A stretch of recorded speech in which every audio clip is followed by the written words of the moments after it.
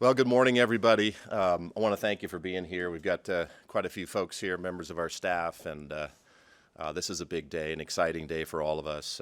First, I do want to point out that perhaps in a perfect world, the Thursday before the Michigan game, maybe we wouldn't be sort of doing this right now, but I hope you understand relative to what the Board of Regents policies are and how agendas work. 1 week prior to October 5th, the agendas are made public, so we thought it might make some sense to just spend some time with you and allow you to ask some questions and details. So just kind of want to go back from the beginning.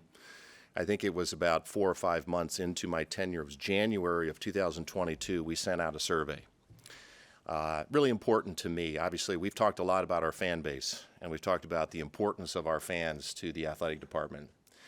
And so we sent out a survey that 22,000 people responded to, which in working with some of our partners was really remarkable. They'd done a lot of these types of things, and to get that level of response was, first of all, awesome, but it provided us with an awful lot of information. I think about 3 or 4 months after we did that survey, we released the results that all of you had and our fans.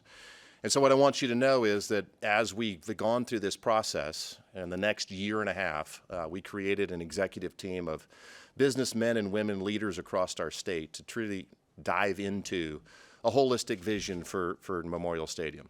Obviously, we're celebrating 100 years of an iconic stadium, and the question is, what's the next 25, 50, 100 years look like of Memorial Stadium? So I want to point out, and obviously these are all encompassing, there's a lot of detail behind these, so every piece of our thinking, both during the year and a half process with our leadership team, as well as how we move forward, whether it's how we spend construction or contingency dollars, these 3 priorities are going to drive all of our thinking. These are directly a result of what our fans responded. Number 1 is create a facility that enhances the evolving fan experience. What fans expect in 2023 is perhaps slightly different than what it was 100 years ago. Number 2, we need to modernize Memorial Stadium to ensure an infrastructure for the next century. Really, really important. We love the history that has happened in our stadium is pretty remarkable. We need to make sure that while we're here, that we're working on an infrastructure to ensure that it's in place for the next 100 years. And then finally, and this is really important to us, we want to create a facility that has equitable and affordable access to all of our fans. We learned a lot in that survey, and we learned that some of our fans across our state viewed that experiencing Husker football was at some levels beyond their financial capability. And so we need to make sure that we've got a stadium that's accessible.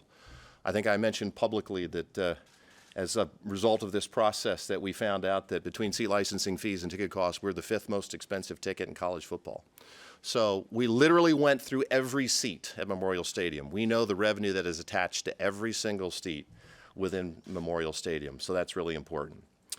I want to thank our executive team and committee for their hard work. Again, it's been a year and a half. We've met at least monthly and sometimes more than monthly. I also want to thank our staff in Husker Athletics. As you can imagine, this has taken a lot of time and effort on my part, and so having the type of team we have that can fulfill their responsibilities and help run the department has been really, really meaningful to me. So you probably know most of this, but this is a $450 million project. One of the things that was really important to me was that we had one chance to do this.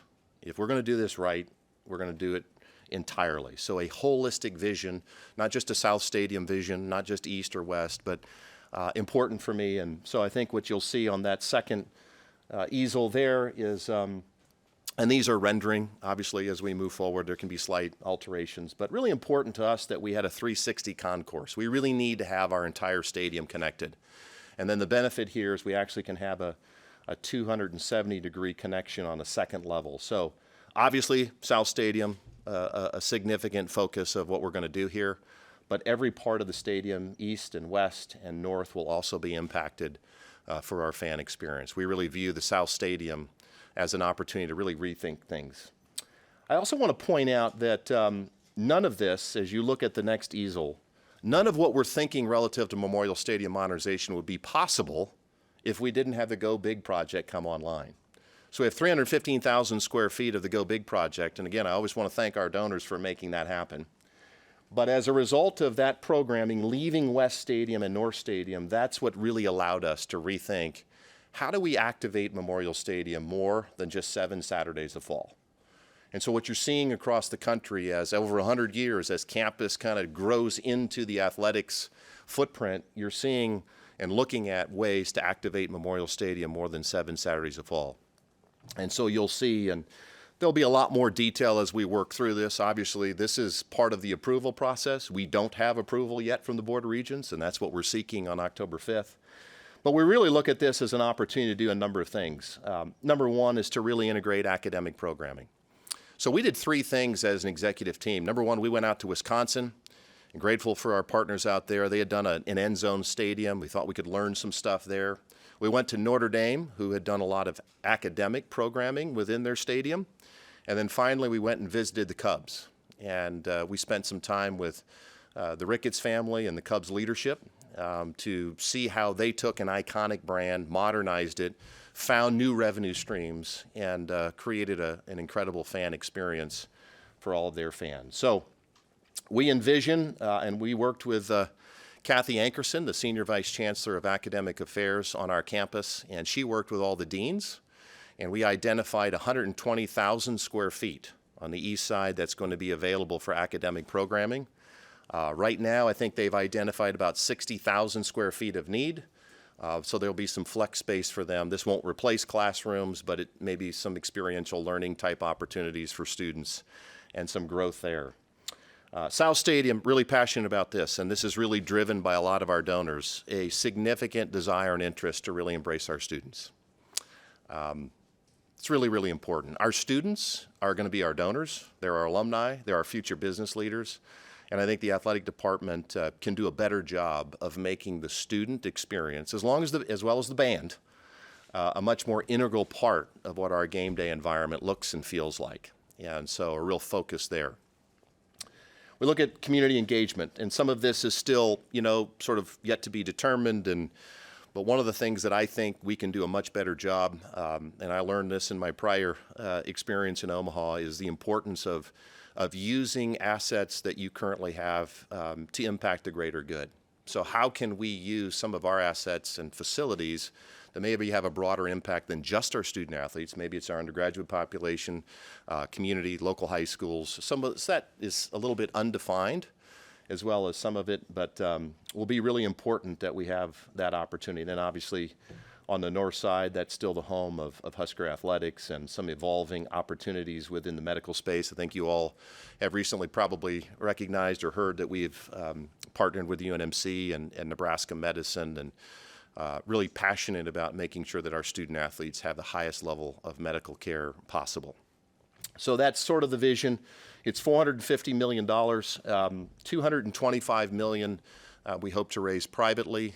The athletic department will participate in $100 million. So we have about $50 million that's at the University of Nebraska Foundation in surplus funds, essentially donor funds. And actually, those are the dollars that we're going to use first. So part of the approval from the board is actually 3 different components, one of which is about a $45 million initial infrastructure package, which will allow us to get started immediately. And nothing that maybe the average fan is even going to see. It's back of house mechanical stuff that we need to kind of put in place before major construction happens. We will then seek to use the central lending program through Varner Hall and borrow another $50 million, just for a little context. We did borrow $50 million for the Go Big project, and through the support of our fans and others, we have a very aggressive payment plan, and so that debt will be expired at the end of this fiscal year. So we will not start another project and add debt to the athletic department until our previous debt has been extinguished. So really important there. The other $125 million, we're working through several sources to figure out how, in a true private-public partnership, we can impact, and so we'll be examining those areas as well. Finally, before we do questions, just general timelines. As I mentioned earlier, the initial infrastructure package, we can get started immediately, given approval, and hopeful approval on the 5th, and then ultimately the major construction, and quite frankly, the major disruption that's going to be a real challenge, is directly after the 24 season, so roughly January of 25. We will demolish South Stadium and rebuild it. And obviously the hope is to have one season of disruption, and so the goal is by August of 26 that South Stadium is rebuilt in a way that's indicative of the quality of the rest of the stadium. But we need to be honest with ourselves. We live in Lincoln, Nebraska, and it's very hard to predict the weather. Also, we've had some challenges in construction, as you all know, relative to supply chain issues and those types of things. So I'll also just say that we're going to dive into additional details. Again, we have one opportunity to do this. We're going to rethink everything about Memorial Stadium, and we're going to be willing to do the tough stuff. And I would just ask our fans to give us a little grace. It is physically not possible to be responsive to 22,000 of our fans on a survey to modernize our stadium in a way that doesn't cause some pain and disruption for our fans. And so I would just ask them to be patient with us and try to focus on what the future looks like. But we need to just be honest about the reality that this is going to disrupt a lot of people. We've looked at a lot of different ways to try to limit that disruption, but obviously we're playing football games, and so you've got a whole football season that you can't engage in construction. So we're excited about it. Obviously, there's been a lot of changes in college athletics. What started out for me as a very simple modernization plan based on amenities relative to fans' expectation has very quickly changed into a business strategy for the next 25 to 50 years.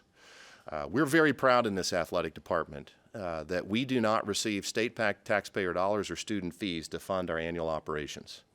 The other thing that we're very proud of is that through the success of Memorial Stadium and our fan base, we have a long history of investing in women's athletics.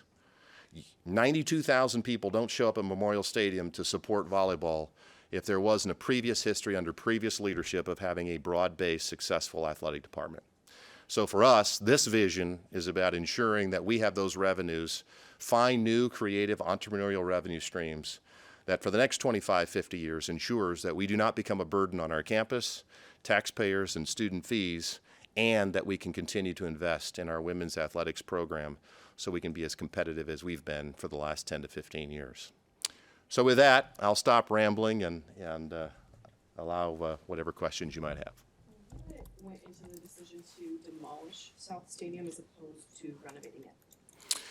Well, I think, the initial assessment was having it not connected to East and West and trying to create the concourse and the connection. At some point it just becomes more feasible and economically viable to start over.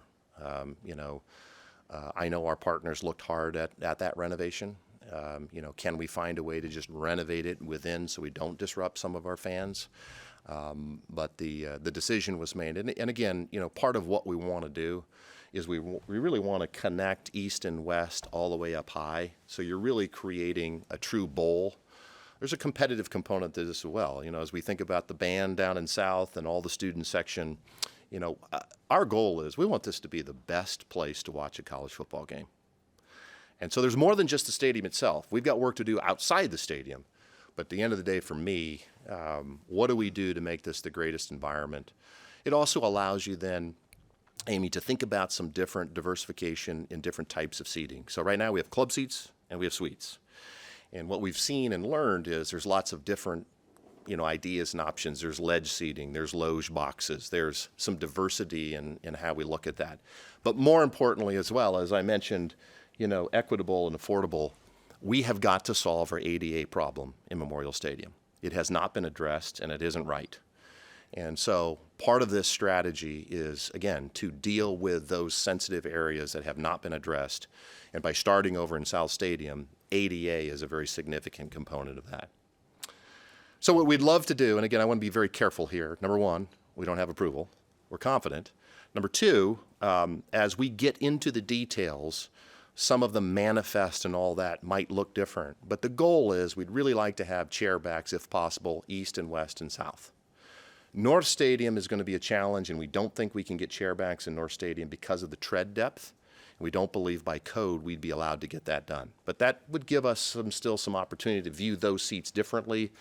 Our objective and goal is to have 8,000 seats that don't require any seat licensing fee.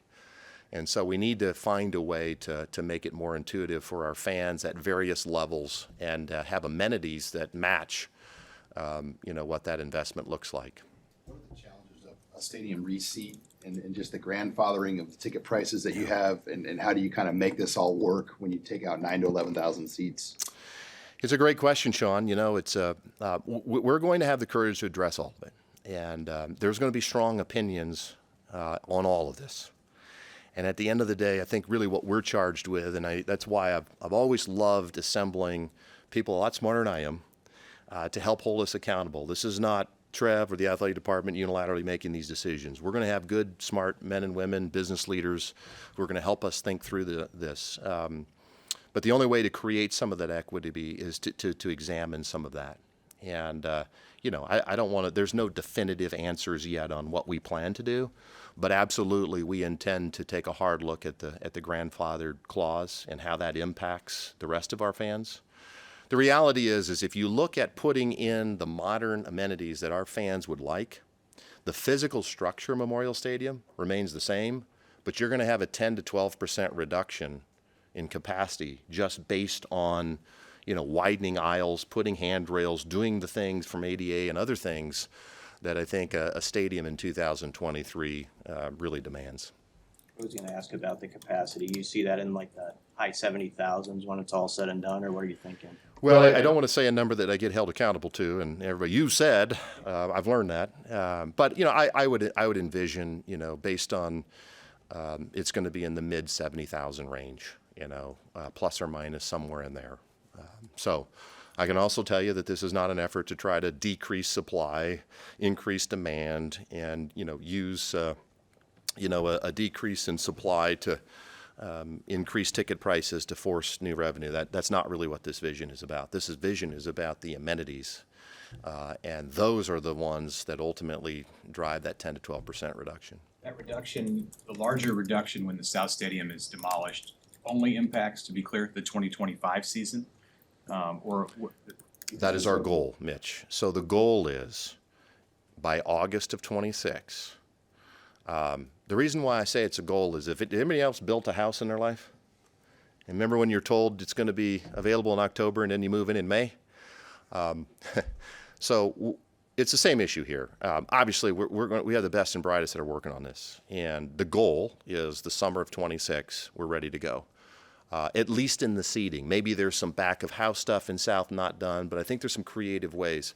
But I just don't want to create an expectation of our fans that we can't deliver on. So I am personally, in my mind, preparing myself for 2 seasons. And I'm going to ask our staff to think that way, but that's not our goal. Our goal is 1 year of disruption. The capacity of the stadium being in 25, if in fact it's just 25, and what might you look at creatively to address some of the concerns there?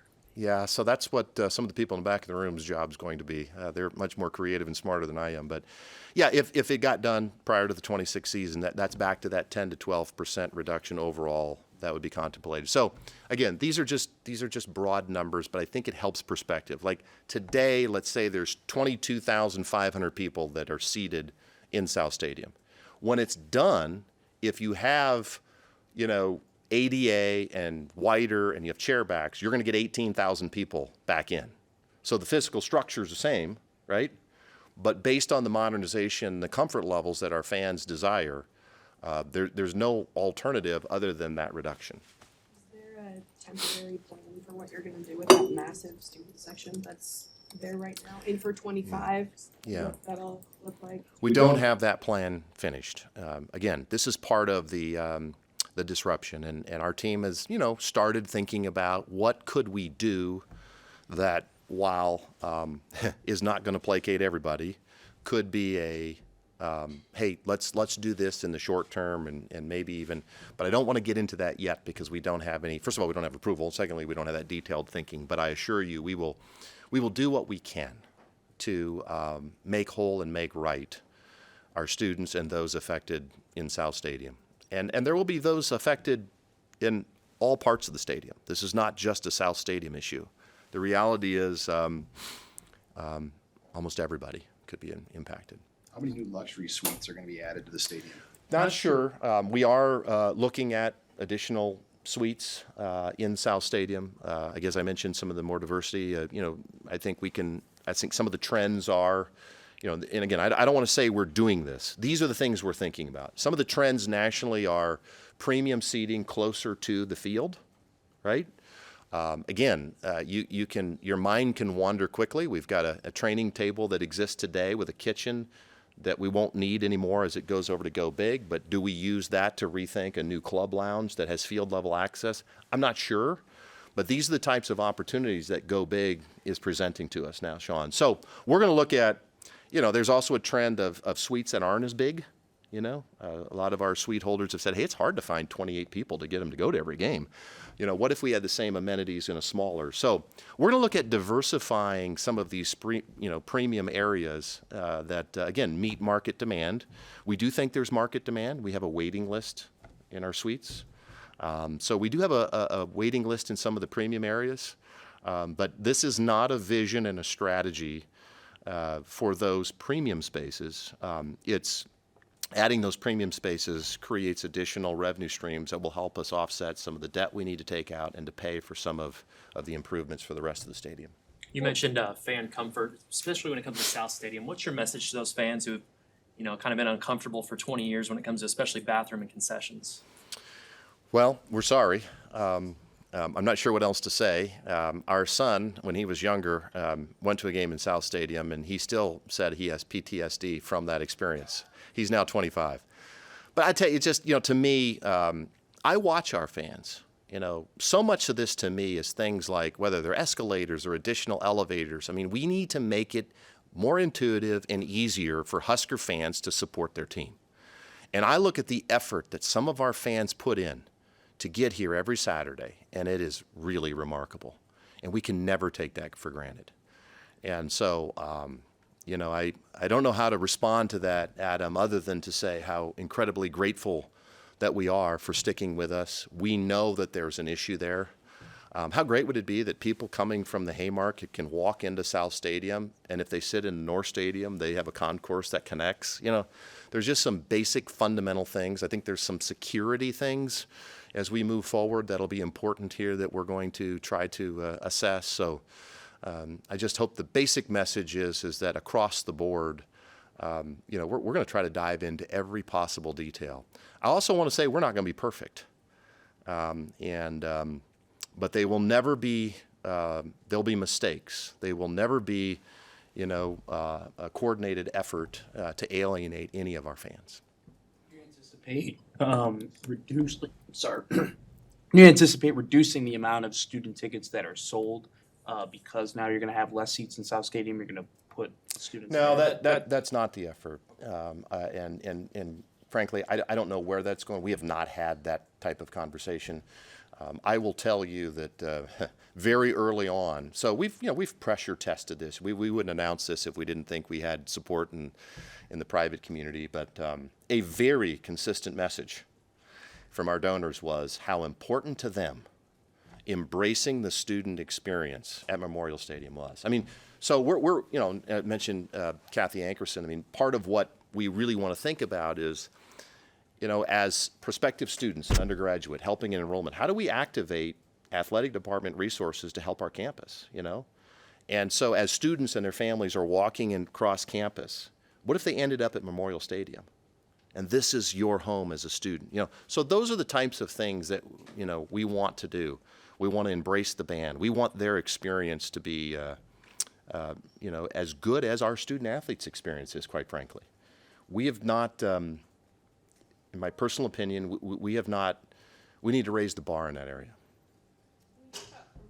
So just for people who are maybe trying to envision what they can expect with like the seat backs, you made the updates to the East Stadium, that area Balcony, up there. yeah. Is that similar to what you're kind of thinking? Would there be different changes, especially for people who are tall? I think that's a big question. Well, and that's so there's been a lot of technology around. You think back even 20 years ago, if you put a chair back in, you had about two options. And there's been a lot of engineering and progress and innovation around chair backs. And so part of that challenge will be, East Balcony. What we can't do, so here's part of the stadium that in East and West, it was built 100 years ago. the architecture and the engineering around that doesn't allow us, unless we tore it all out and re-poured all the concrete, we're not going to be able to change those types of things. There's a load that it can handle. So you're going to have to be creative in what types of chair back. So, we would make them as comfortable as possible, but you're going to get in there what you can get in there based on what, those east and west sides can handle from a load perspective, on an engineering perspective, and what physically is allowed based on the tread depth. So the amount of money it would have cost to literally rake the whole east and west and start over would be cost prohibitive. You mentioned the students, with them moving down closer in South Stadium. What do you anticipate from a competitive perspective that can do maybe to affect some games and affect some opponents that come? Well, I remember 1993, Glenn Mason, when he was the Kansas coach, trying to stop the game, telling the officials that we can't hear. You need to tell the fans to be a little more quiet. Wouldn't that be wonderful again? So we've kind of gone away from that in college football, obviously with the silent count and all those types of things. But again, I just think so much of the stadium experience, from my perspective, whether it's a football stadium or a hockey arena, the students drive the energy. And so why wouldn't we embrace our students to help us drive the energy in the stadium and let them do it in a way that's, you're not going to want to put premium spaces right below the band and the students, right? So you got to think through how you do it so that they can be students, enjoy themselves, and the rest. So we need to meet our fans where they are, right? We have fans that say, if we have fans that say, listen, I want my car valeted, we need to meet our fans where they are.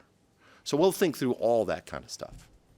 The first phase of construction that would begin next year have any kind of impact on the fan experience, seating capacity, anything for the 24 season? No. The goal is to not have any disruption for the 24 season. And again, Mitch, I've learned, please give me a little grace here. If something, one of the challenges in a project like this is we don't know what we don't know, right? We don't know what's under South Stadium. We don't know what we could find.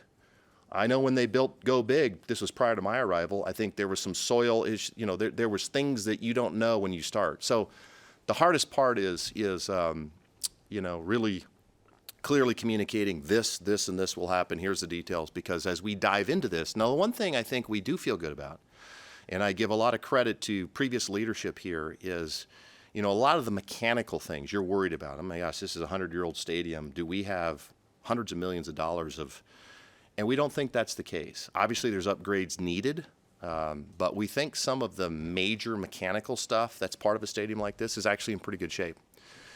But Wi-Fi is not in very good shape. Point of sale is not in very good shape. Numbers of point of sale for our folks. There's just some basic modernization things that I think that can take place that will change the experience. I mean, I've heard from some fans that, they would love to go get a hamburger, maybe get a Pepsi, but they're not going to leave their seat because they're afraid they're going to miss half the first quarter to go get a hamburger. I mean, that's on us. So there's a lot of innovative advances in technology relative to concessions. We're going to be working with a lot of those types of partners to, again, make that experience. And we can learn from a lot of people. That's the goal. So you said you went to Wrigley, Wisconsin, Notre Dame. What, for fans that are now kind of trying to understand, what is maybe the norm for big programs that are starting to utilize football stadiums or baseball stadiums differently? And what did you see that maybe impressed you most, maybe that you have an eye on from those visits? Yeah, so we strategically go to each place for a reason. So we went to Wisconsin because it had done an end zone project. And so they had some different types of seating. They had a deck. So that was that. We went to Notre Dame on purpose to look at the academic integration. And I'm just telling you, there's campus rec involved there. They have the School of Music there, I think anthropology, but there's cafes and Starbucks. I mean, when you walk in Notre Dame's football stadium in the middle of the day, there's just whole kinds of students in there. I mean, it's almost like a student union.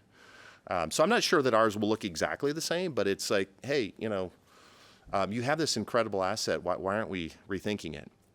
And then the Cubs was more about how do you take an iconic brand that's tired, and I would say, and rethink it and do it while you're still trying to play. And then, of course, the Cubs have done Wrigleyville. They've done things outside the stadium that have looked for additional revenue.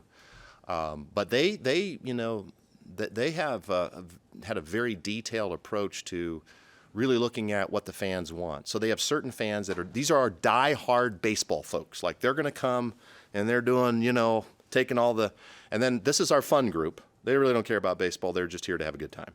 Well, you have to meet your fans. And so I'm not suggesting we're going to go as far as all of them, but we've always found that by looking at what some others have done, we can see some trends. But what's exciting to me is having the stadium activated more than just 7 Saturdays a fall. I think it is, our state is really proud of our stadium. And so, every 4th grader in the state of Nebraska tours Memorial Stadium. And to see their faces, I think we should expand on that. I think we should get more people involved. I think we should think about other unique inventory that can be a part of beyond football. And, we like Volleyball Day in Nebraska and like Garth Brooks and those types of things. So that's the thinking. A technical Trev, question. right now, my Aunt Margaret and my Uncle Tom, who have tickets in the South Stadium, are probably freaking out. I'm aware. How will they be notified, and what should they be looking for, I guess? Yeah, it's a really good question. And obviously we can't get ahead of ourselves. This is part of the chicken or the egg deal here, right? So we don't have a project yet. So we can't officially sign pledge agreements with donors until you have approval from the board. Well, the board's interested in, do you have funding? So this is a first step in a process to move forward, but we're well aware of how important internal and external communication strategies are going to be. We've talked about doing our best to, and we're working on some strategies. I'm not ready to, to communicate that today, but it'll be our hope that every single person in the stadium's voice will be heard, good, bad, or ugly, and I'm prepared for all of it. But part of it will be helping them to understand what the future could look like, and if that's not the seat today, what's a different seat look like? So whether it's town hall meetings, whether it's, this is not just a Lincoln thing or Omaha, this is a state of Nebraska and even beyond. So we're going to have to be really buttoned up on our communication strategy, and that'll be on me. And there will be times when we fall short of that, and we'll apologize and work harder. A technical question. Is the plan to South Stadium, implode it, demolish it? Like, what's the plan? Well, I don't have exact details, but, it needs to come down. So what is the best way for it to come down? I wasn't here, but I heard they did a similar thing with Harper, Schramm, Smith. I'm sorry. Did we just implode dorms on our people are living in? I'm sorry. I lived in Abel Hall. That's all I knew. 903 Abel Hall. But so we'll find out from our partners. But I would anticipate, because part of that is going to be the sooner we can get it down after the season, the quicker we can start to rebuild. So I don't know if prior to it actually going down, if there's some things that we can do underneath there in terms of underground. Can we start some things while it's still up so that when it does come down, we can more quickly go vertical with construction? That's a good question, but that's why we'd be working with experts in this area. So, I saw a tweet that you casually threw out there that you could do potentially something fun with that. Do you have some ideas for ways that you could activate the implosion of South Stadium? We have lots of people who are really creative. They have lots of ideas in our department. So, as my wife tells me, sometimes we can't use all your ideas, Trev, but we'll, you know what? We can have a little fun along the way. And, so we'll see, but if you're volunteering to make a donation to be the person who gets to push the button, maybe we can talk. But no, not to downplay the significance and the disruption. I want to be very clear that I understand completely the angst and the frustration that some or many of our fans are going to have. And I can only apologize and ask them to be patient with us because again, we've got a 100-year-old stadium that we need to ensure is viable for the next 100 years. Anything else for Trev? Where do you see the boneyard being in 2025 and 2026? What do you mean in terms of? The boneyard section, Well, clearly when South Stadium is gone, that's going to be a disruption. Again, that's why I said it's not just going to be, folks sitting in South Stadiums, the students will be impacted as well. I don't know to what extent. And that's why, obviously, our focus is going to be, let's do everything we possibly can to have this completed and only have 1 year of disruption. But there's no doubt about it. There is going to be, fewer students likely, at least for one season, that are going to be able to have access to Husker football games. And so again, there's strategies around that with lottery and other things, and how can we our team has been thinking about that. But that's going to be a real, a reality that all of our students and our fans are going to face. Thank you for being here. It'll be a lot more exciting when Coach Rule comes. He'll talk to you about Michigan. Thank you, guys.